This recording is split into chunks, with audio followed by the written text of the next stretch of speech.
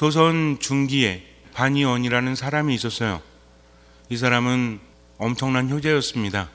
그런데 이때 임진왜란이 일어나서 아버지가 참전을 하게 됩니다. 장군이었어요.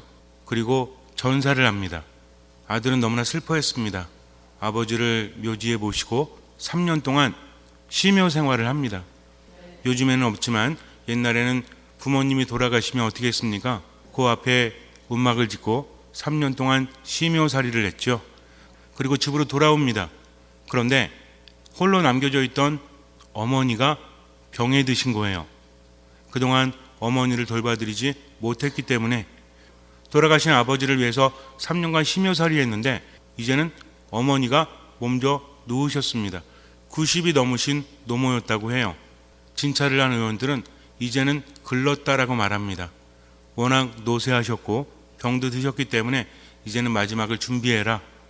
하지만 이 아들은 너무나 죄송했습니다.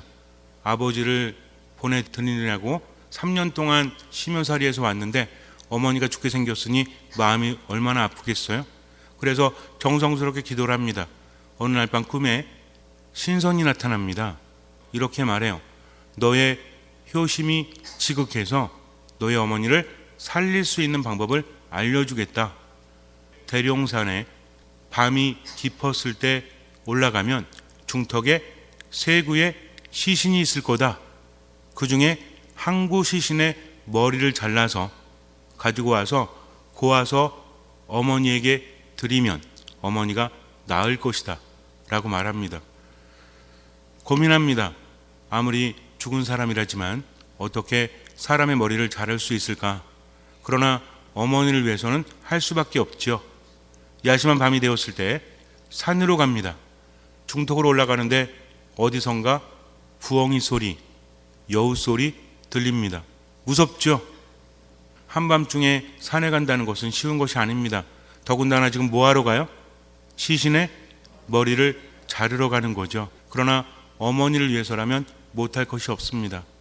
산 중턱에 갔는데 세 사람이 나란히 누워 있습니다. 손이 벌벌 떨렸어요. 그래도 어쩔 수 없잖아요.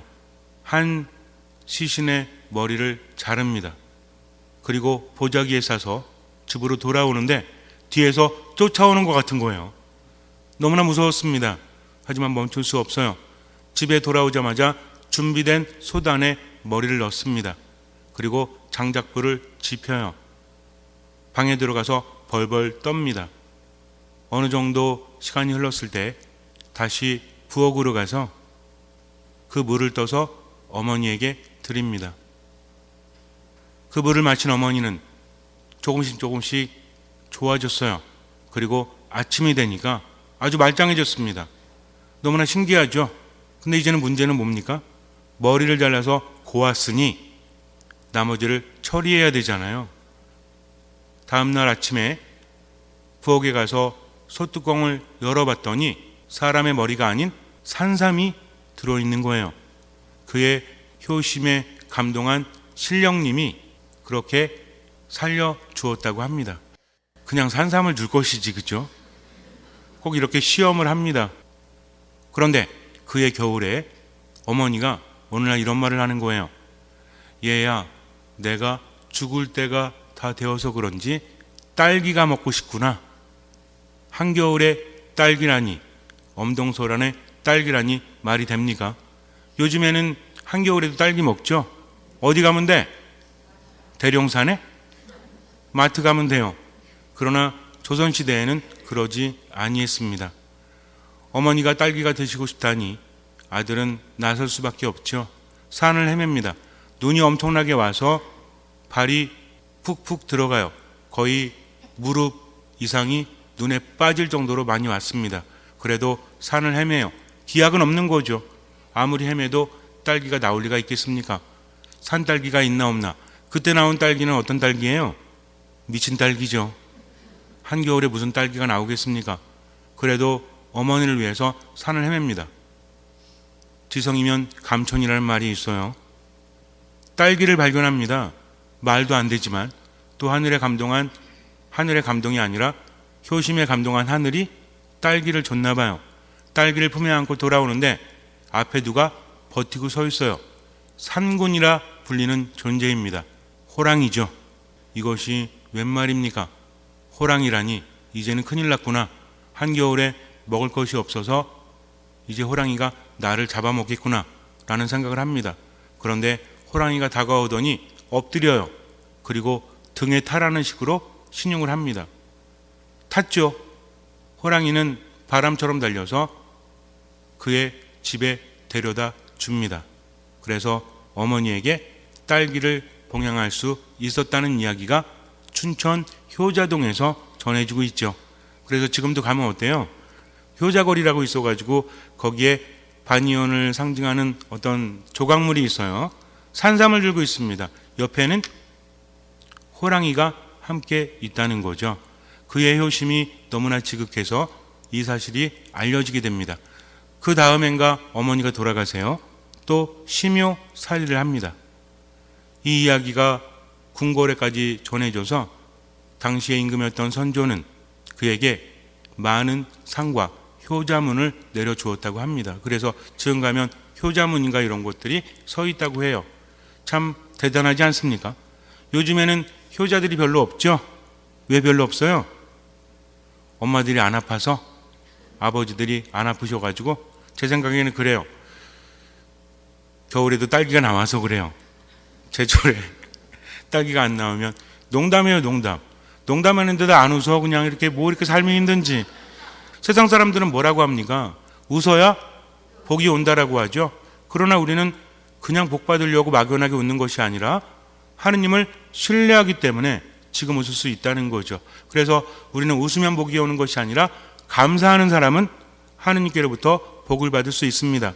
그래서 감사합니다, 감사합니다 하면서 표정을 어떻게 밝게 해라. 그러면 하느님께 받을 것이 많다라는 거죠. 어쨌든지 간에 요즘에는 제철이 아니더라도 과일이 많이 나오죠. 그래서 겨울에도 딸기를 구할 수가 있어요. 뭐만 있으면? 돈만 있으면. 참 좋은 세상이에요. 그래서 과일들을 봐도 어떻습니까? 먹음직스럽죠. 그런데 과일에는 치명적인 문제가 있죠. 어떤 문제가 있습니까? 좋은 과일은 사람만 좋아하는 게 아니에요. 누구도 좋아하죠? 벌레도 좋아합니다. 그래서 무엇을 뿌립니까? 농약을 뿌린다는 거죠. 농약을 엄청나게 많이 뿌린다고 합니다.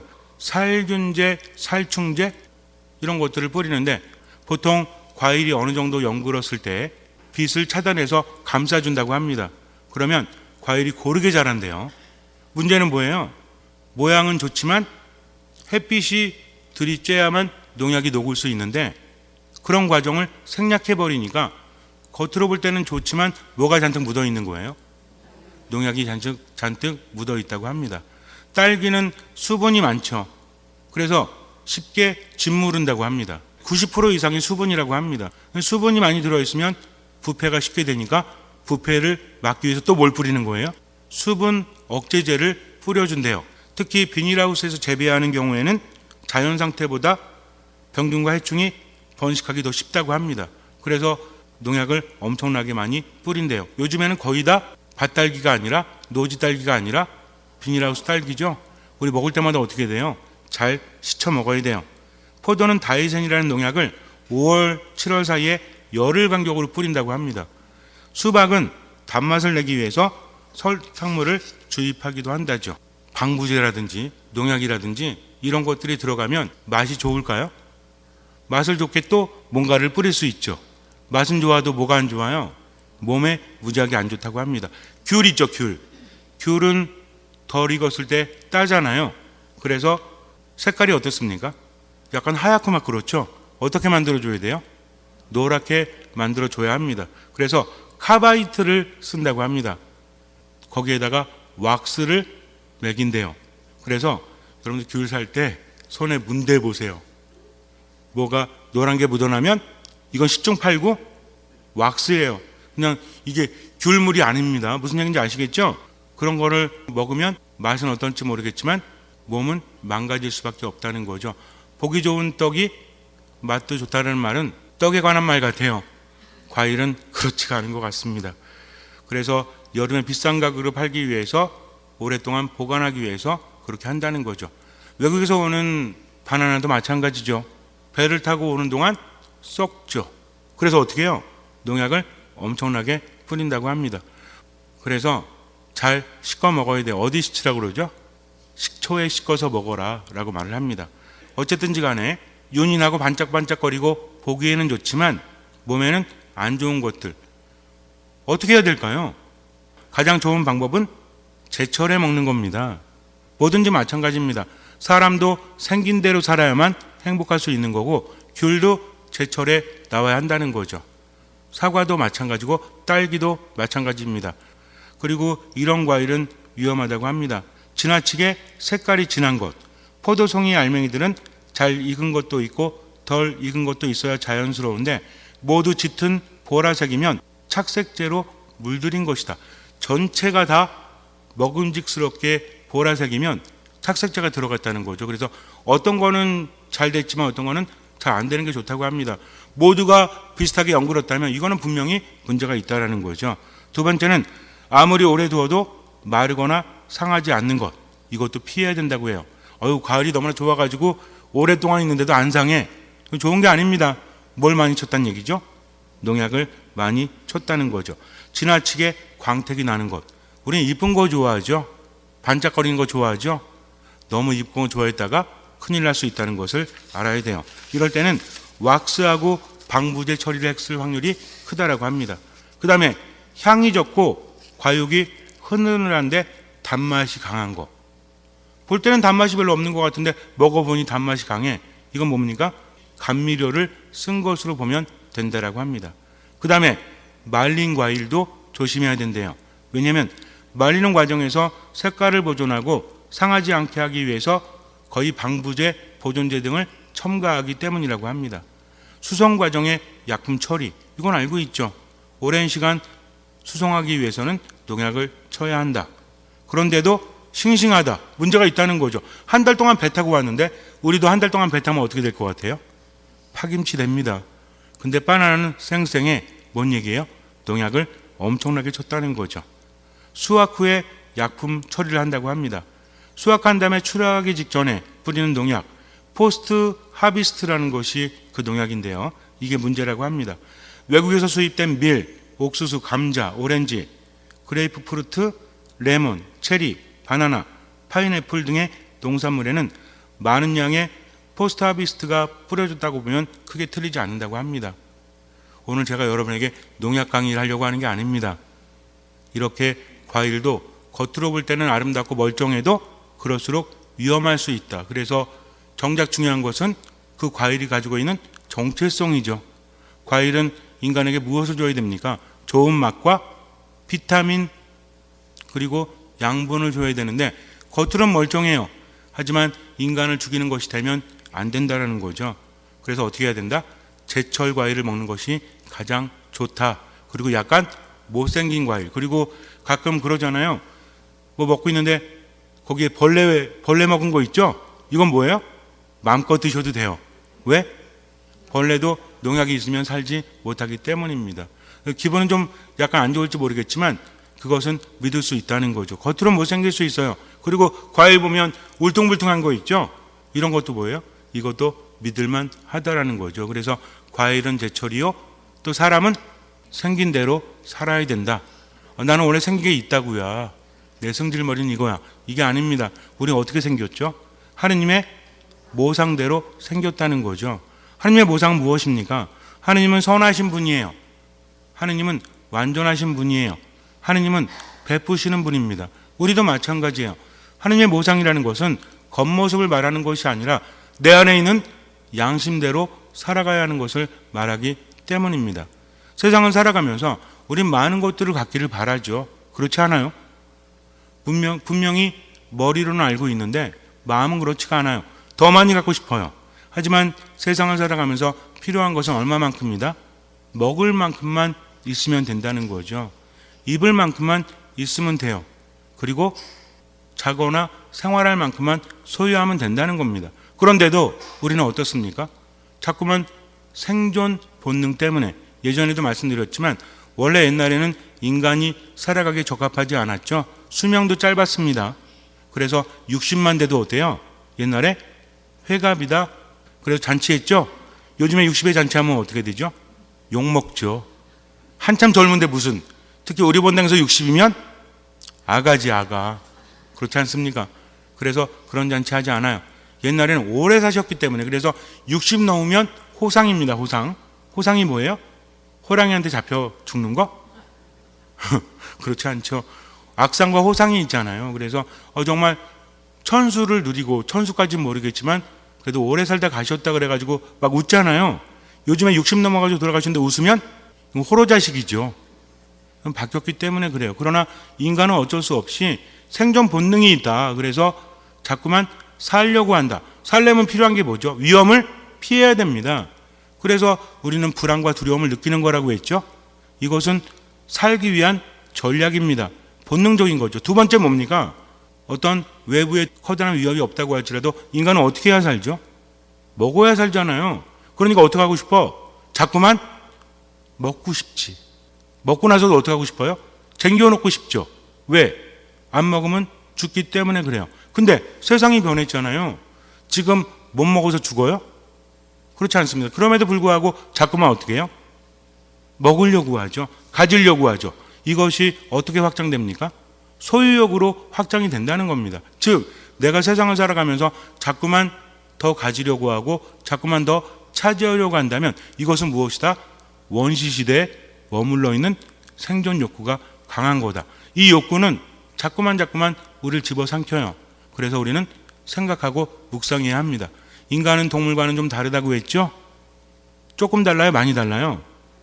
나를 보면 알죠? 나는 동물과 많이 같을까? 다를까? 동물은 먹을 것에 대해서 굉장히 집착을 합니다. 먹어야 살기 때문에. 그래서 말 잘 안 듣는 개도 어때요? 먹을 거 손에 들고 있으면 말 잘 듣지. 왜 말 잘 들어요? 먹을 거 먹으려고. 우리도 그러면 돼요, 안 돼요? 그러세요. 그러고 싶으시면. 그러면 안 됩니다. 그래서 먹을 것, 가질 것에 대해서 너무나 집착하면 안 된다. 얼마만큼이 필요한지 알아야 한다는 거죠. 아무리 많이 가져도 누릴 수 없기 때문에 그래요. 오히려 이것이 우리를 힘들게 합니다. 이것은 또 어떻게 연결이 되는지 아세요? 내가 많이 가졌으면 다른 사람들 위해 군림해야죠. 내가 돋보여야죠. 그렇지 않습니까? 그러다 보니까 어때요? 자꾸만 나를 꾸며간다는 거죠. 좋은 옷, 좋은 차, 그리고 거짓말, 이런 것들로 나를 꾸며갑니다. 뭐라고 합니까? 좋은 옷을 입고 좋은 것을 가지고 내가 옛날에는 말이지 하면서 자꾸만 나를 부풀리는 거죠. 그러니 자연스럽습니까? 그렇지 않습니까? 자연스럽지 않다라는 거죠. 예전에도 말씀드렸지만 나한테 관심이 별로 없다고 했죠. 내가 거짓말할 필요 없습니다. 있는 척할 필요도 없다는 거죠. 누구만 나를 알아주면 돼요? 가치 있는 사람, 그리고 가까운 사람만 나 알아주면 되잖아요. 굳이 그렇게 할 필요가 있습니까? 없습니까? 여러분들 누가 잘난 체 하면, 있는 체 하면 보기 좋아하세요? 아니면 보기 싫어하세요? 보기 싫어하죠. 근데 나는 이게 참 문제예요. 그래서 그렇게 살면 어떻다? 피곤하다, 힘들다, 별 의미가 없다는 거죠. 아까도 말씀드렸지만 그러한 욕구는 갈수록 커진다고 했습니다.